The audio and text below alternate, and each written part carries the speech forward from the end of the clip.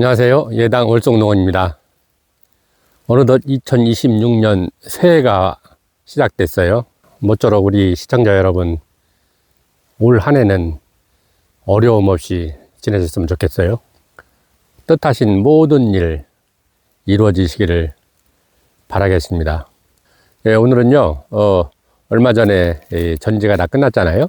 그래서 지금부터 필요한 나무 껍질 속에 월동하고 있는 여러 가지 병해충 제거 방법, 그리고 토양 살충, 퇴비, 이런 것들은 어떤 것이 있는지 세부적으로 한번 알아보려고 해요. 그러려면 맨 먼저 우리 밭의 토양 성분이 어떤 것이 많고 어떤 것이 적정하고 또 어떤 것이 부족한지를 먼저 알아야 되겠죠.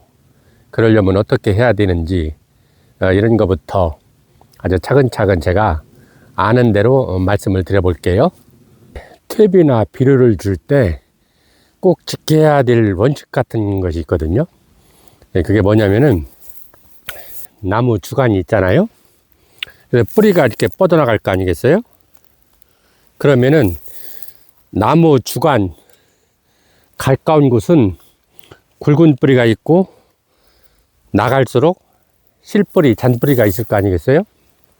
그러면 퇴비를 줄 때는 이 굵은 뿌리는 나무를 지탱하기 위한 일종의 지팡이 역할 뿐이 안 하는 거예요. 수분 흡수라든가 영양분을 빨아들일 때는 굵은 가지가 아닌 잔뿌리가 모든 것을 담당하는 거예요. 그렇기 때문에 주간에다 가까운 데다 주면 의미가 없어요. 모든 유실수, 꽃도 마찬가지고요. 모든 식물은 가지가 안 나온 끝부분 둘레에 퇴비나 비료를 줘야 돼요. 그래야 잔뿌리가 나무한테 가는 거예요. 그런데 우리는 가끔 저 가까운 곳, 주간에 가까운 곳에 이게 뺑 눌러 주거든요. 그럼 효과가 별로 없다고 봐야 돼요.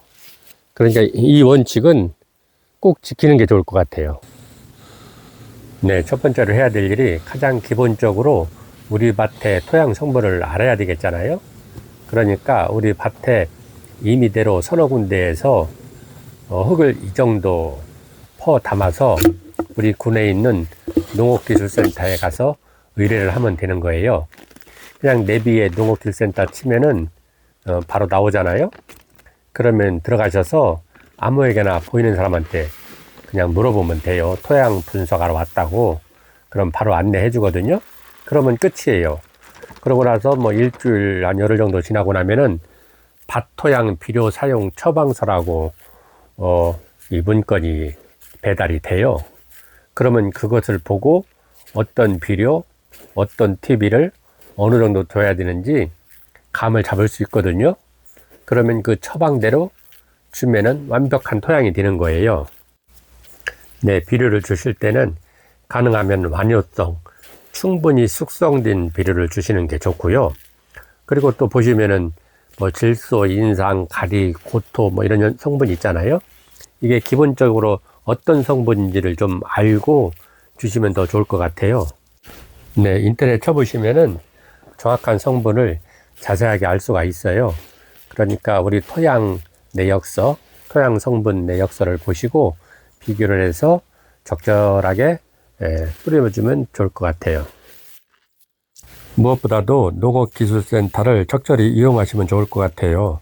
토양 분석은 물론이고 효소랄지 아니면 농민들에게 꼭 필요한 교육 여러 가지들을 다 문의하면은 자세하게 가르쳐 주는데 너무 친절해요.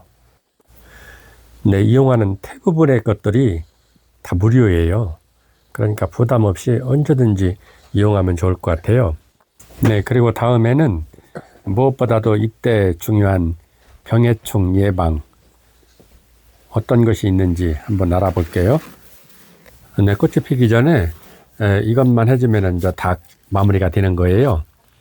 이 세 가지를 보름 간격으로 주시는데 대신 조심해야 될 것이 서로 혼용을 하면 안 돼요. 그냥 각기 독립된 하나씩 보름 간격으로 주시면 되고요. 살충 효과, 살균 효과가 강하기 때문에 좀 늦게 주면은 꽃이 안 필 수가 있고요. 나무에 상당히 안 좋은 영향을 줄 수가 있어요. 나무가 죽을 수도 있고요. 그러니까 적정한 양을 오버하지 않고 주시면은 모든 준비가 끝나는 거예요. 대신 지역에 따라서 나무 수종에 따라서 약간 차이는 있을 수 있거든요. 네, 그것은 기술센터에 꼭 문의하셔서 확인을 하신 후에 네, 주시면 좋을 것 같아요. 네, 제가 드린 말씀이 좀 부족한 부분이 많이 있는 것 같아요. 참고만 해주시면 좋을 것 같아요. 네, 오늘은 여기까지입니다. 감사합니다.